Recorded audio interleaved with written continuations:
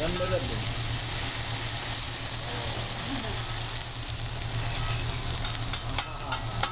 Ahora